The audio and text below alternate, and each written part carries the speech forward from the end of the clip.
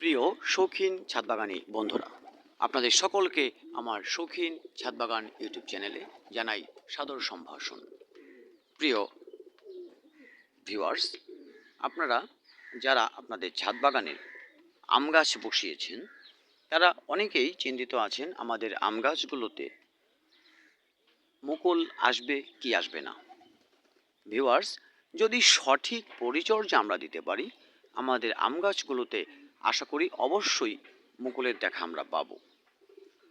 কিন্তু এর মধ্যে কিছু নতুন ছাদবাগানি আছেন যারা এই আম গাছের এই বর্তমান যে সময়টা আছে, অর্থাৎ জানুয়ারি মাসের শেষ এবং বাংলা মাঘ মাসের মাঝামাঝি, তারা এই সময় একটু ভুল করে থাকি।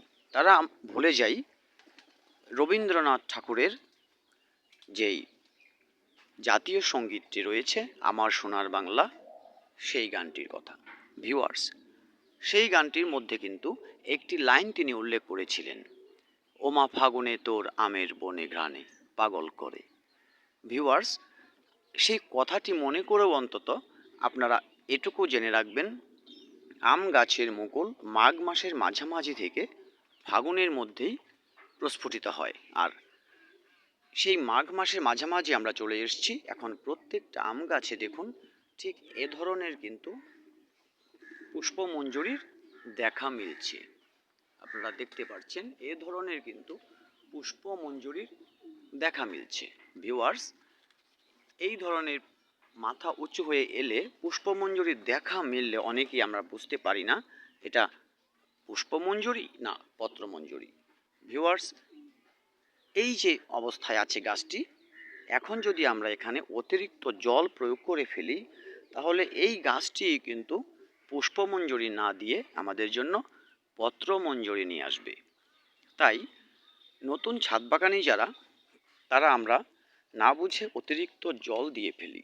ভিউয়ার্স, যেমন এতটা দিন আমরা গাছকে একটু স্ট্রেস দিয়েছি, একটু কষ্ট দিয়েছি, জল কম দিয়েছি, যখন আমরা এই ধরনের দেখব তখনই কিন্তু সেইটা আর করা যাবে না।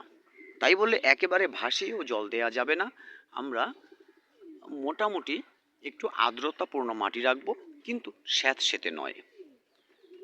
কম জল হলে কিন্তু আমাদের এই উঁচু হয়ে ওঠা যে পুষ্পমঞ্জুরির লক্ষণ, এই জায়গাটা কিন্তু শুকিয়ে যাবে এবং আমরা কিন্তু সেই কাঙ্ক্ষিত পুষ্পমঞ্জুরি পাবো না।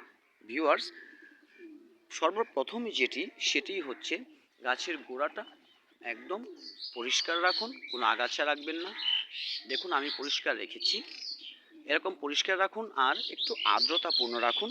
যদি আপনার গাছে এই রকম মুকুলের একটা লক্ষণ দেখা দেয় আর মুকুলটি যখন বড় হয়ে যাবে তখন কিন্তু যতটা গাছে প্রয়োজন ততটাই আমাদের জল ব্যবহার করতে হবে, নতুবা মুকুলটি নষ্ট হয়ে যাবে।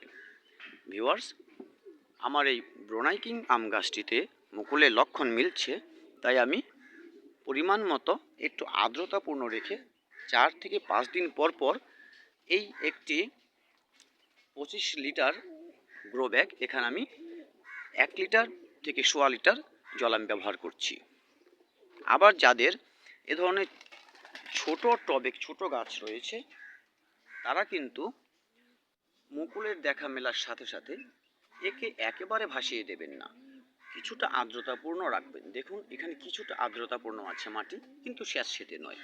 এমন করে রাখুন, তাহলে কিন্তু এই পুষ্পমঞ্জুরিগুলি আপনাদের সঠিকভাবে বেড়ে উঠবে।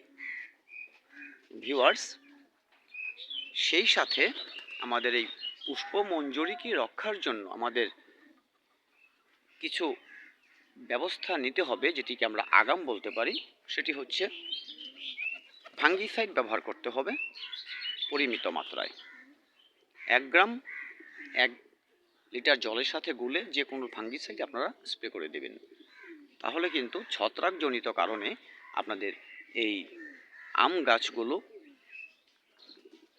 যে মুকুল নিয়ে আসছে সেটি নষ্ট হবে না। আর এরপরে হচ্ছে আপনারা একটি কীটনাশক ব্যবহার করে রাখবেন। আর যাদের আম গাছে ঠিক এমন মুকুলের লক্ষণ মিলছে তারা কিন্তু এই সময় একটি পিজিআর ব্যবহার করতে পারেন, যাতে মুকুল আসাটা নিশ্চিত হয়ে যায়। ভিউয়ার্স, এছাড়া যারা আমরা নতুন ছাদ বাগান করি তারা অনেক সময় ভেবে থাকি গাছের মুকুল আসার সময় হয়ে গেছে, মুকুলের লক্ষণ মিলছে, কি পরিমাণ খাবার দেব। তারা খাবার নিয়ে অতি যত্নশীল হয়ে পড়ি এবং অতিরিক্ত খাবার বুঝে না বুঝে দিয়ে ফেলি। ভিউয়ার্স, এই সময়টায় আমি বলবো আপনারা কোনো প্রকারে খাবার গাছে ব্যবহার করবেন না। যদি ব্যবহার করতেই হয় তাহলে যেই 1 থেকে 1.25 লিটার জল আমরা এই গ্রো ব্যাগে দিচ্ছি, বা এমন একটি ছোট্ট 10 ইঞ্চি টবে আমরা যে 1/2 লিটার জল দিচ্ছি, সেখানে আমরা 1 লিটার জলের সাথে 1 চা চামচ অর্থাৎ 10 গ্রামের মতো এবং 1/2 লিটারের সাথে 5 গ্রাম লাল পটাশ মিশিয়ে ভালো করে গুলে সে জলটা দিতে পারি। এছাড়া কোনো খাবার আপনারা আপনাদের গাছে এখন আর ব্যবহার করবেন না, তাহলে কিন্তু হিতে বিপরীত হতে পারে, কাঙ্ক্ষিত মুকুল থেকে আমরা বঞ্চিতও হতে পারি।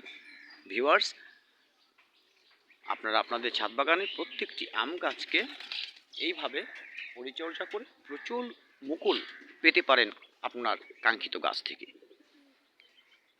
ভিউয়ার্স, আজকের ভিডিওটা এ পর্যন্তই।